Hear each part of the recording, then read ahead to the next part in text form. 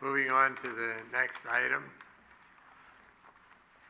Excuse me, 5B is 408 San Anselmo Avenue North, which is a request for a minor modification to allow the construction of an addition to an existing house that would continue 3 feet 6 inches, a 3 foot 6 inch side setback, where 5 feet is required per section 12-120, 10A of the San Bruno Municipal Code. Staff report, please. Thank you, and good evening. The site is currently developed with a split-level single-family home. The previous owner constructed an addition to the rear and converted some of the lower level to living area without the benefit of a building permit. The current property owner is seeking to legalize that existing floor area with this application. So the application that is before you is for a minor modification for the 276 square foot addition to the rear of the property. No separate entitlement is required for the conversion of the internal living area. The side setback, as currently built right now without a building permit, is 3 feet 6 inches. That's a continuation of the original house side setback. So as you know, currently there is a 5 foot side setback requirement in the municipal code, and we do see minor modification applications to continue those existing non-conforming side setbacks. The municipal code allows minor modifications to be heard by the Architectural Review Committee or by the Planning Commission. In the interest of time and moving forward with resolution of the code enforcement case, the application is before the Planning Commission tonight. The project complies with other development standards, including floor area, lot coverage, and height. The only exception to that is the site does exceed the front yard paving standard, so it has more paving in the front yard than it's allowed to have under the residential design guidelines. So staff has added condition of approval number 10 to address this.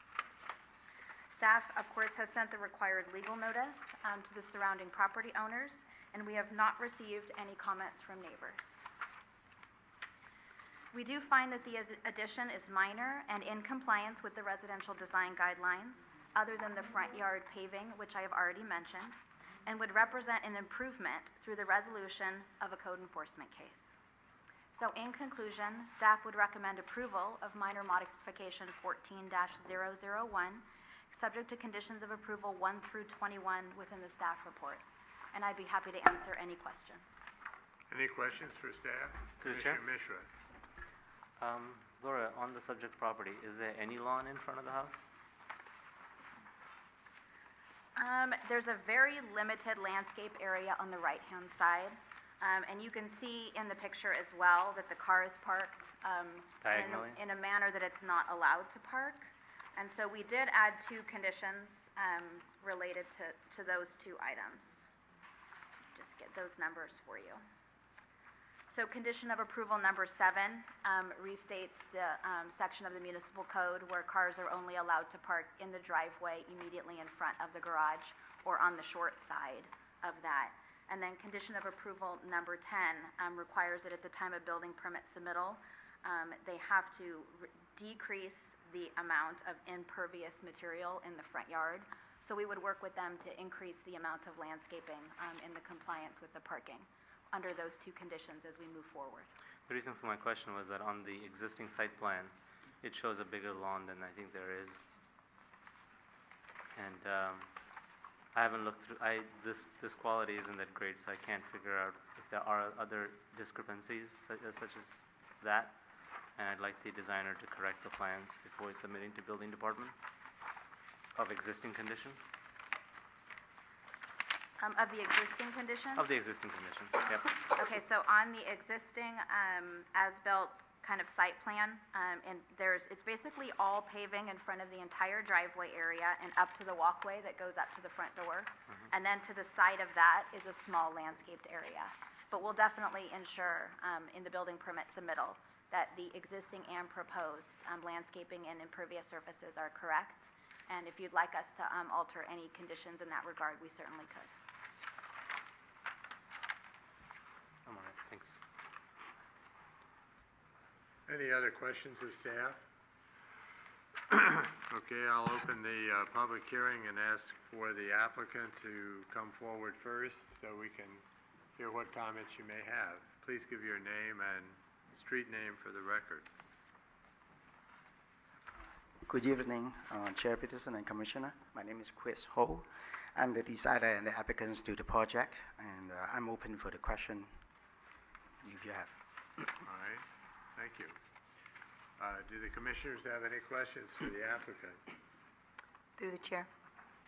Commissioner Johnson?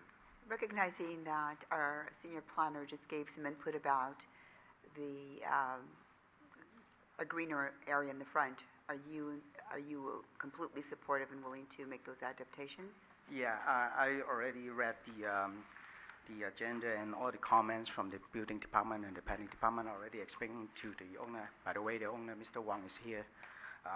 He is okay and he's approved and agreed to remodify the front yard that is more than 60% permeable materials to the ground. Thank you, sir. Any other questions? Thank you very much. Thank you. If there are any other members of the public who would like to comment on this application, you can do so now. And seeing none, and without objection, I'll close the public hearing and bring the matter back to the commission for discussion and a motion, possibly. Through the chair, Commissioner Chase. if there's no other commissioners that have any questions or comment, I'll make a motion that we approve minor modification 14-001 based on findings of fact 1 through 3, conditions of approval 1 through 21. Is there a second? Second? Okay. All those in favor say aye. Aye. Opposed? Motion carries. That's unanimous, and there's a 10-day appeal period.